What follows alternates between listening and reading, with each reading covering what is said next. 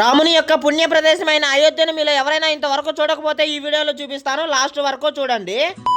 నన్ను నమ్ము, నీకు చూపిస్తా. నేనండి మీ తిరుపతి అబ్బాయిని. మా తిరుపతిలో అయితే అయోధ్య టెంపుల్ ఒక సెట్ అయితే వేశారండి. ఆ సెట్ లోపలికి వెళ్ళడానికి ఒక పర్సన్ కి 100 రూపీస్ అయితే చార్జ్ చేస్తున్నారండి. లోపలికి వచ్చి చూసానో లేదో, రియల్ గా అయోధ్యలోనే ఉన్నామా లేదా తిరుపతిలో ఉన్నామా అని ఫీలింగ్ అయితే కలిగిందండి. అంత బాగా అయితే ఈ సెట్ అయితే డిజైన్ అయితే చేశారు. చూడటానికే సెట్ అని అనిపిస్తుందే గానీ అయోధ్యలో శ్రీరామ మందిరం ఉన్నట్టయితే చాలా అంటే చాలా అందంగా అయితే ఉందండి. చూస్తున్నారు కదండి, ఎటువంటి మార్పులు లేకుండా అయితే అయోధ్య ఎలా అయితే ఉంటుందో సేమ్ అలానే ఈ అయోధ్య అయితే డిజైన్ చేశారండి. మీలో ఎవరైనా అయోధ్యకి వెళ్ళాలని అనుకుని కొన్ని పరిస్థితుల ప్రభావం వల్ల వెళ్ళని వారు ఎవరైనా ఉంటే ఖచ్చితంగా మా తిరుపతిలో ఉన్న ఈ అయోధ్య సెట్ కి అయితే రండి. చాలా అంటే చాలా బాగుందండి. మీరు ఈ వీడియోలో అయోధ్య సెట్ ఎలా ఉందో మాత్రమే చూసారండి. అలాగే ఈ అయోధ్య సెట్ లో ఏర్పరిచిన బాలరాముని విగ్రహం ఎలా ఉందో ఒక వీడియో ద్వారా అయితే చూపిస్తారండి. అలాగే ఇక్కడ చూడండి, అయోధ్య చూసి బయటకు వచ్చినట్టయితే ఇక్కడ రకరకాల పీసు మిఠాయిలు అలాగే ఐస్ క్రీమ్లు రకరకాల వస్తువులు అయితే ఉన్నాయండి. అలాగే మీరు బ్యాక్ సైడ్ నుంచి ఈ అయోధ్య చూసుకున్నట్టయితే మాకు తిరుపతిలో ఉన్న తాజ్ హోటల్ అయితే గుర్తొచ్చిందండి.